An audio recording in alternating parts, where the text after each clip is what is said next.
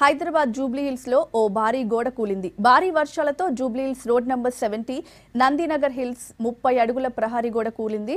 Aditya constructions building ను cover చేస్తూ చుట్టూ 150 ఫీట్ల ఎత్తున్న గోడ కట్టారు. దాన్ని మట్టితో ఫిలప్ చేశారు. అయితే భారీ వర్షంతో వాటర్ ఫోర్స్ కి గోడ కూలింది. కింద ఉన్న కాలనీపై దాని ఎఫెక్ట్ పడింది.